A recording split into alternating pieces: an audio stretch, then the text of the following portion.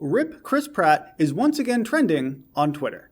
This happens every few months when people get upset at something that he supposedly says or does and they want to cancel him. This is just a perfect example of cancel culture and how powerful places like Twitter and Facebook have become. Because you can spread lies and get people to hate on someone as likable as Chris Pratt. I mean, of everybody, he's pretty likable. So this Rip Chris Pratt nonsense, it just shows cancel culture's power.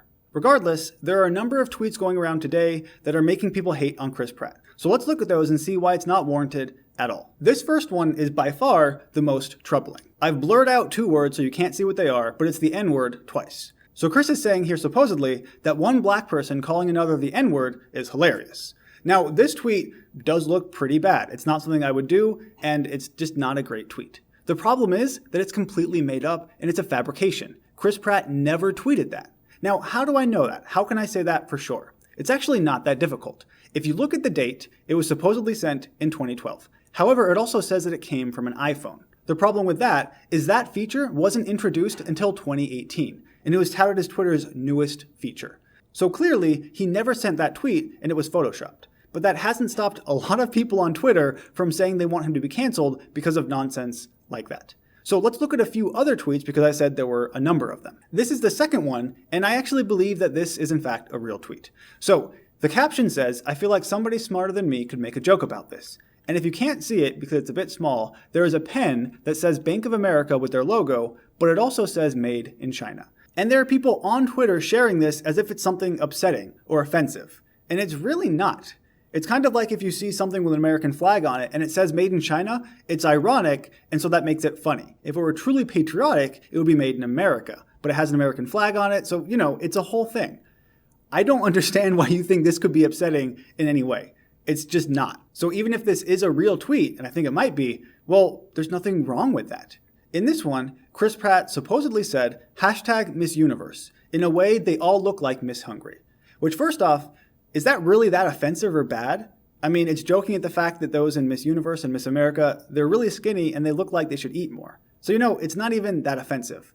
But putting that to the side, again, this tweet is a fabrication. It's not real. He didn't send it out.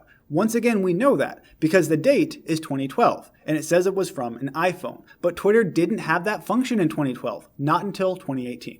As a matter of fact, the date here, December 19th, 2012, is the same date that he supposedly said the first one. So if you're going to Photoshop something, at least change it a little bit and don't throw all these tweets at the same time, because then it's really obvious that you're just making things up. So even if this tweet were real, it wouldn't be that big a deal. But it's not, so why are people sharing it as if it is and as if it's offensive? Now, before you tell me that no one really wants to cancel Chris Pratt, why is it trending on Twitter? These are obvious fakes, and a lot of people can't seem to believe that or don't want to, so it's kind of ridiculous that this thread, for example, got almost 6,000 likes when it's someone advocating that Chris Pratt should be canceled over things that he never did or said. Or the one thing he did say, it wasn't even offensive. Now, some people on Twitter still seem to have at least a sense of humor because they can look at this, recognize how ridiculous it is, and then make it even more ridiculous. Like this tweet right here, where Chris supposedly said, "I hate women, they're real ugly and dumb," or something, IDK. And the date is just like the one we last saw. But I'm sure people on Twitter will fall for this because they'll fall for virtually anything.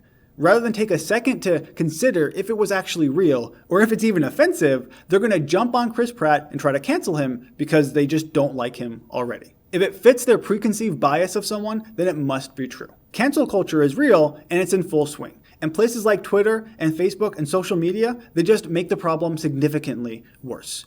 Starting with fake tweets and things that aren't offensive in any way, people on Twitter were able to make Rip Chris Pratt trend because of this nonsense. It astounds me that people think Twitter and Facebook don't have any real power. Like when Jack Dorsey said they don't have the power to influence elections, of course you do. It's complete nonsense to think that you don't. If you can make something like this trend over literally nothing, then you can do pretty much anything. And that's why, as I've said many times, Twitter is basically the worst. It sucks, and you probably shouldn't be on it at least that often. So I'm sticking with my boy Chris, because he's a cool guy, and I think he's pretty likable. As always, thank you for watching, and I'll see you next time.